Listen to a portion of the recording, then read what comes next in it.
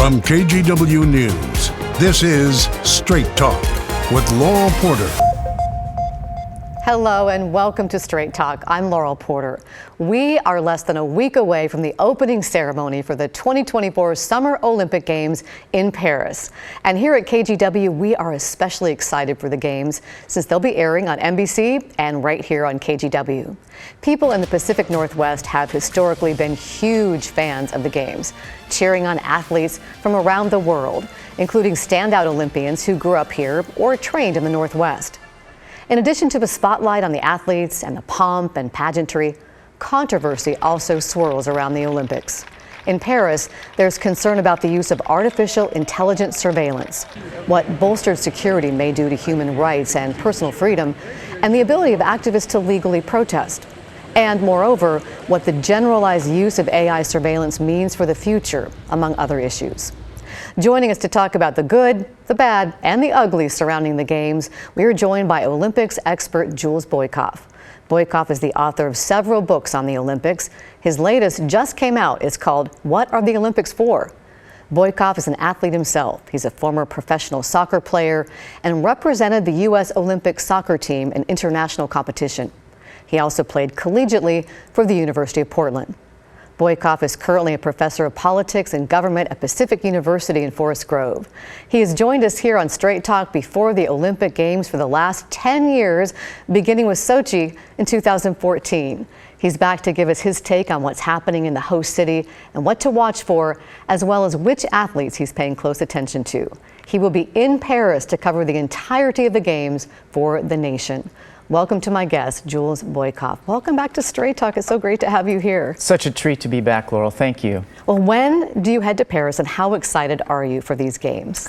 Well, first, I'm extremely excited. I arrive on the 23rd of July, and the sports fan in me is very excited. I have tickets to rugby sevens, to soccer, to athletics. But the political scientist in me is also very excited because, in my estimation, these are probably the most politically charged Olympics that we've seen in decades. And we're going to talk about that. You were in Paris already in December. You were helping with a TV documentary. We have some video from that documentary. Tell us a little bit about that. It was a real treat to get an early view of the Olympic city in preparation and to meet a lot of people who are involved on the ground around a lot of political issues.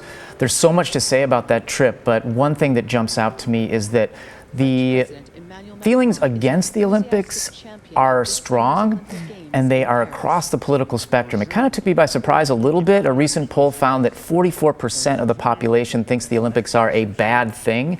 And I attended protests by the left, by environmentalists who are concerned about greenwashing, but also by the far right who are concerned about the surveillance measures that you mentioned at the outset. So the 44% is of Parisians? Yeah, people in the Paris area. So a poll that they had done. You know, the International Olympic Committee has a slogan, athletes first, but behind the scenes, things may be a little bit different than that. And in your book here, What Are the Olympics For?, you talk about how athlete well-being comes in closer to last rather than first. That might be a surprise to some folks.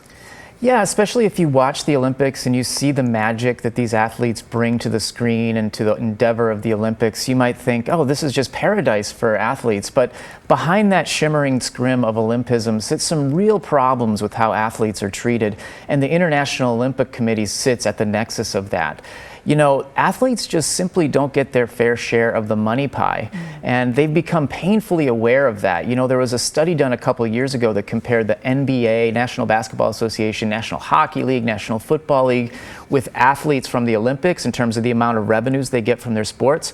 Those other leagues, NBA, et cetera, it was like 45 to 60% of the revenues went right into athletes' pockets. The Olympics, it was 4.1%, so way lower for these Olympic athletes. And they realize that now, and they've been trying to organize for their rights, not just for money, but also for well-being, trying to set up systems that help them avoid abuse. So we're in a really interesting moment of athlete empowerment around these very issues right now. And when you talk about money, these games cost a lot too, isn't it? Something like 8.4 billion euros. euros. That's right, and that's kind of par for the course with the Olympics, and it's over the price tag that they had initially said it was going to be. And I've called this in the past Etch-a-Sketch economics. Unfortunately, this is just one of those trends where during the bid phase, they write on that Etch-a-Sketch it's only going to cost $8.4 billion, and then it goes up over time. You erase that Etch-a-Sketch, write a new number on it, and it's inevitably higher. In fact, a study done by Oxford University found that every single Olympics going back to 1960 has had cost overruns, every single game. So this is an endemic issue with the Olympics. You talked about these Olympics being politically charged. Paint a picture for us of the political backdrop against which these games in Paris are happening. Absolutely. Well, for starters, we have had many protests happening around the games in regards to the AI-powered video surveillance that you mentioned. No one in Europe had that law until the French National Assembly passed it in March 2023, explicitly saying that it was because of the Olympic Games and the need to keep everybody safe at it. They were way out in front of the rest of the European Union, so there's real concern around that. Other issues that are plaguing the Paris capital as they get ready is displacement of locals. There have been numerous groups of people who are sleeping outside, unsheltered, migrants and unhoused people who have been basically strongly encouraged, some would say forced, onto buses. And we have some video of that from the documentary that you were a part of. Yeah, and so it's being well documented now, and it still continues as we move toward the Olympics kickoff. And there's been a lot of pushback from people around human rights for these folks because it, for some, has been an antechamber to deportation. They get put on these buses and it's sort of a fast track to getting deported out of the country. And so just standing up for basic human rights has been something we've seen in numerous recent Olympics, haven't we, Laurel? So it's no surprise that we're also seeing it in Paris. A third thing we might want to keep an eye on is the issue of greenness around these Olympics. Critics will call it green washing, that Paris Olympics organizers talk a big green game, but the follow-through can often be lacking. And Paris 2024 organizers deserve credit for doing some improvements around ecological issues. So athletes will have more vegan options, less meat when they're in the Olympic Village, for example. They're using wood and other materials that are less harmful on the environment. But there's no getting around the fact that you travel a long ways. I'll travel a long ways and make basically a carbon bomb that contributes to climate disruption that we're seeing today. On top of that, you're also seeing in Tahiti, where they're hosting the surfing competition, a lot of disgruntlement from the local population. What happened there? Well, for starters, there's a little thing called colonialism that they're still not that happy about there in Tahiti. But secondly, the International Olympic Committee, in conjunction with the organizers of the Paris Olympics, decided to host the surfing competition at one of the most amazing surfing spots in the world, at Teahupo'o Beach. It's this incredible area that includes a coral reef. Well, when they were bringing in a barge to create this viewing tower so that the broadcasters can get the best possible looks at these surfers, they actually took this barge over the top of a sensitive coral reef. Like, you could hear it being ground up underneath, and you can imagine the locals, you can hear them screaming in these videos, being obviously upset about their local environment being destroyed for a viewing tower for the Olympic Games that'll probably stand for 2 weeks and then maybe get torn down. So there is disgruntlement on the ground in Tahiti as well. But the bigger thing is, besides that, people will have to fly some thousands of miles to get to Tahiti for the competition, and that doesn't sit that well with the idea of the Olympics being green in the 21st century. So lots of criticism. I want to dig more into the artificial intelligence surveillance component, because security is a huge concern, especially given world events right now. We have conflicts in Gaza, in Ukraine. We also had an attempted assassination of one of our own presidential candidates, former President Donald Trump. And then the Olympics have also had their own terrorist incidents. In 1972, the Munich Olympics, 11 Israeli athletes and coaches were killed after being taken hostage. Then in our own country, the Atlanta 1996 Summer Games, where a bomb explosion left 2 people dead and injured more than 100. Paris has had its own terrorist incidents with coordinated attacks by ISIS in 2015. So a lot of reason to be concerned. And as you've reported in some essays, there are going to be 70,000 security officers. But you've said these security measures are being taken too far. You touched on this, but what is the big concern of people, of human rights activists, about this AI surveillance? Yeah, I think there are 2 big concerns that folks in Paris have, and that people that host the Olympics in other cities have had.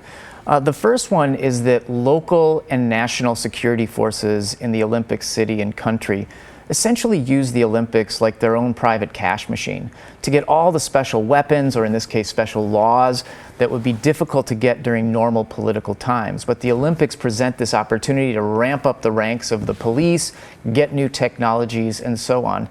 The second concern is that all too often, a lot of these new technologies or these high levels of police officers remain in the wake of the Olympics, and they become part of normalized policing. Now, I should say that with this new AI surveillance law, it is scheduled to sunset in March 2025. So they did account for this. However, I would say it doesn't take the imagination of an avant-garde poet to come up with a scenario by which the French authorities say, you know what, we thwarted this attempt and that attempt, and we really need to keep this law on the books. So that's something I'm going to be watching really carefully afterwards. But there's no question, Laurel, that civil libertarians across France and across the political spectrum there are extremely concerned about this new measure put in place for the Games. And a last point on this, the opening ceremonies that they decided to have for these Olympics are not going to be held in a stadium. They're going to be having the athletes float on barges down the Seine River. Which will be amazing. Incredible aesthetic spectacle that I know the world is excited to see. But it's also a real security risk. And so I think that accounts for some of the numbers that you're talking about, perhaps that special law as well. And they're concerned that this AI could branch out beyond Paris and France, but to the entire EU. Exactly. So the idea is that the Olympics essentially normalize a technology that a lot of people view as abnormal, problematic. And let me spell out why. I mean, AI-driven video surveillance, according to many scholars who do research on it, it can be very racist. It's not as good at identifying people of color. So you get a lot of false positives of people of color, thereby amplifying sort of racist policing that could be a real issue in French society and, of course, any society. What does all this do to the ability of activists to legally protest? We've talked about this over the years, about athlete activism, which is common at a lot of the Olympics. What happens to that? I think you were telling me that you expect there to be a big protest the night before the Olympics. Yes, that's exactly right. And there will be a big anti-Olympics mobilization on the eve of the opening ceremony, so the 25th of July. Activists from environmental groups, from groups concerned with the displacement that we were talking about, from activists concerned with the issue of the way that Gaza is being treated right now by the Israeli Defense Forces. They will all be out in force to sort of challenge the logic of the Olympics. There's also a group in Paris called Saccage 2024. They're just straight up anti-Olympics, doesn't matter the city, and they're part of an international network in Los Angeles, Paris, London, elsewhere, that pushes back against each and every Olympic game. So they have some plans for the Olympics, and I'll definitely be there on the ground. That's one of my areas of research as an academic, is anti-Olympics activism, so I'll be there to find out what's going on for sure. You mentioned the conflict in Gaza. Do you expect there to be anti-Israel protests? That's something the IOC president has said would be totally unacceptable.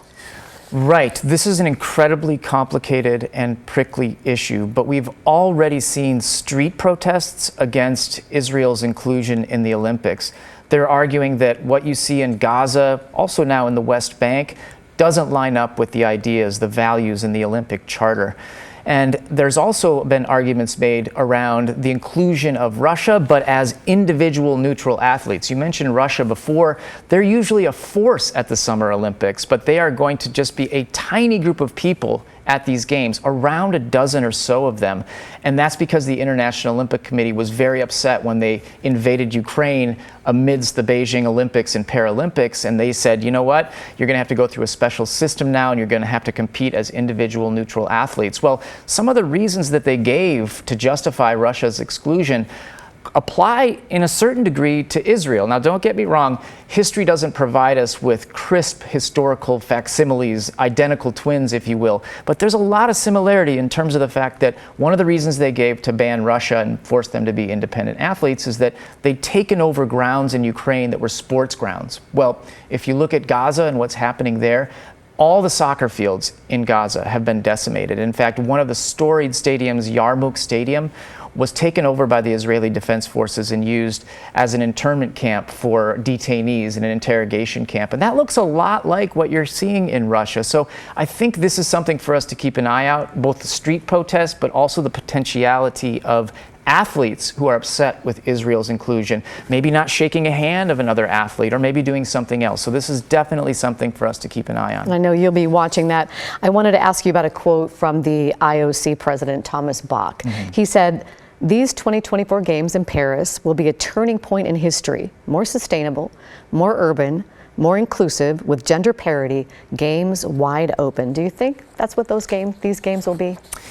Well, you know, if you would have said that quote to me 15 years ago when I hadn't done much research about the politics of the Olympic Games, I might have thought, wow, that sounds wonderful. I don't know really exactly what more urban means, but okay, sure, Thomas Bach. But I'll tell you what, Laurel, after studying the Olympics intensively for 15 years, I've come to the conclusion that whatever the International Olympic Committee says, we ought to approach it with a healthy dose of skepticism, because all too often they say one thing, but the reality is incredibly different. And so I hope that everything goes smoothly in Paris. Nobody wants to see any kind of attacks, but I think that also at the same time, Thomas Bach would do well to slow down, look in the mirror, and think about how he could improve the Olympic Games in ways that are meaningful for athletes, but also for everyday people in the host city.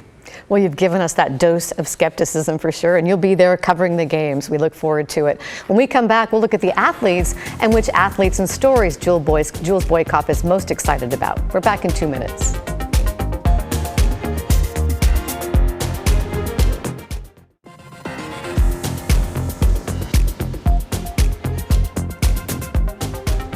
Welcome back to Straight Talk. I'm Laurel Porter. We are counting down to the 2024 Olympic Games in Paris. The opening ceremony is Friday, July 26th, right here on KGW. We are talking with our favorite Olympics expert, Jules Boykoff. Welcome once again, Jules. Nice to have you here. Thanks, Laurel. I think one of the best and biggest stories, really, that everybody will be watching is Simone Biles, the USA gymnast who pulled out of the Olympics last time to focus on her mental health. Now she's back, really stronger than ever, it seems, doing so well in the competitions going up to the Olympics. What do you think her impact is going to have on these games? Well, first of all, it's hard to underestimate the importance of what Simone Biles did at the Tokyo Olympics.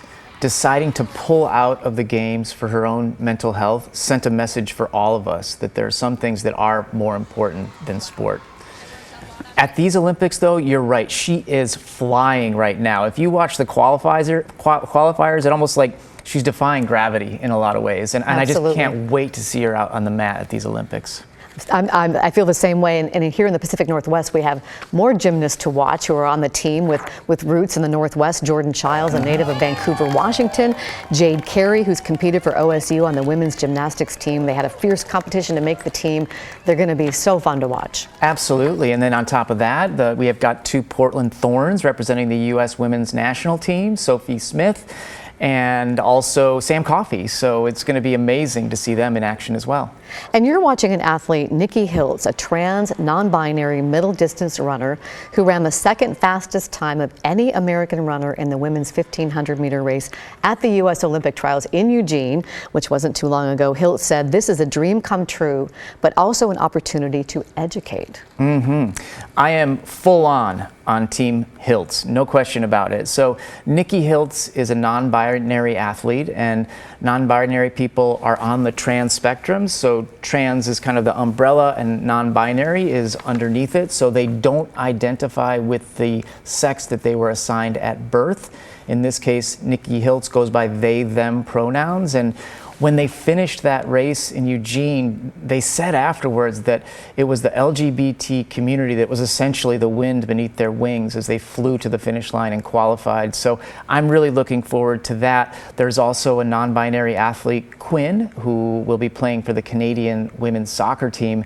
They were the first ever non-binary athlete or openly non-binary athlete to compete at the Olympics last go round in Tokyo. So that'll be exciting.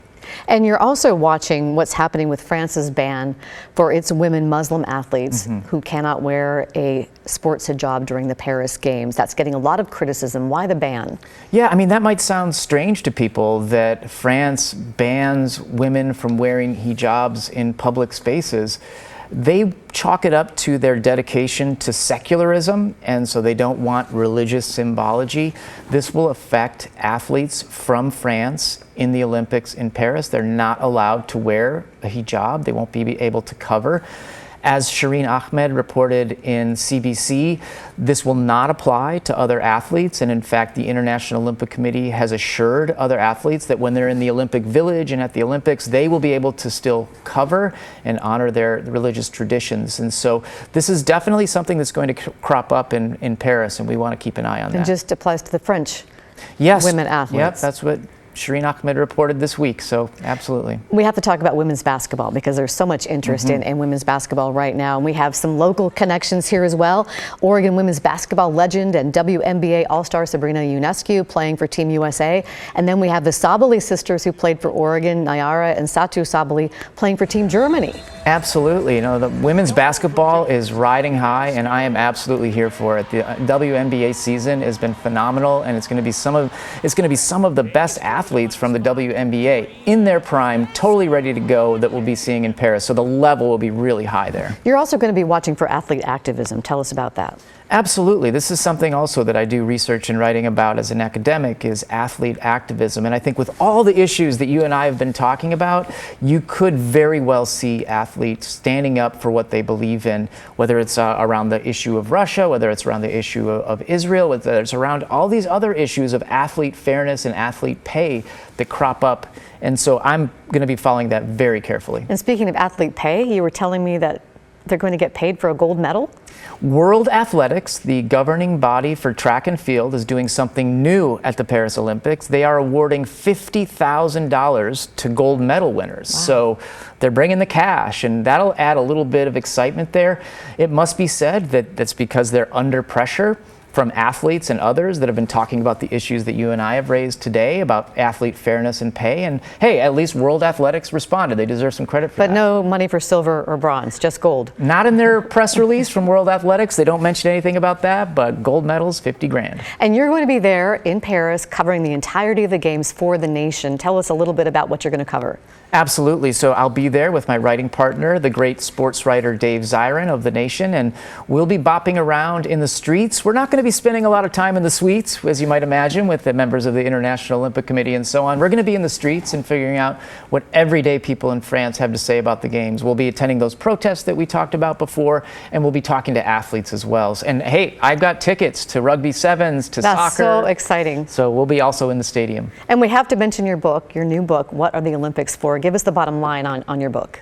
Yeah, well, I wrote the book as a primer for the thinking sports fan. It's a short book.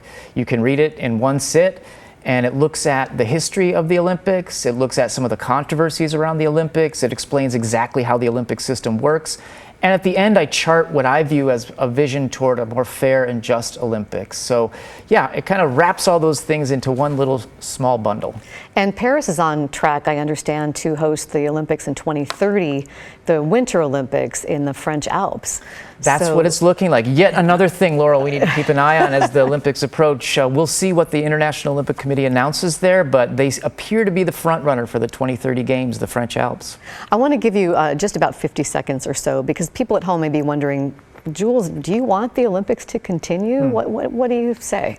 Wow. Well, first of all, that's a hard question, Laurel. And if you would have asked me 10 years ago, I would have given you a very different answer. But for me, if I'm thinking about athletes, athlete well-being, athlete pay, and I'm thinking about the corruption in Olympic honcho circle, I'm talking about the IOC, I do feel like it's time for a serious reset. For me, it's time to get rid of the current iteration of the International Olympic Committee, hand over the running of the games to critically minded athletes who are perfectly capable of doing as good, if not a much better job than the IOC does, if they can address the real problems that are ingrained in the Olympics, that aren't just Paris problems, they're not just Tokyo problems, they're actually Olympic problems, then I say yes, let's go for it. But I think the International Olympic Committee still has a ways to go to open their eyes to some of the problems that hit athletes and the communities in the host city.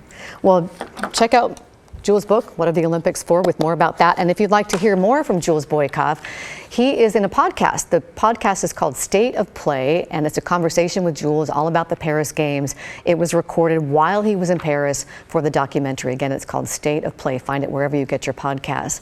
Jules, thank you so much for joining us. We really appreciate it. Thank you. Good luck covering the games. Thanks very much. It's always a joy to join you.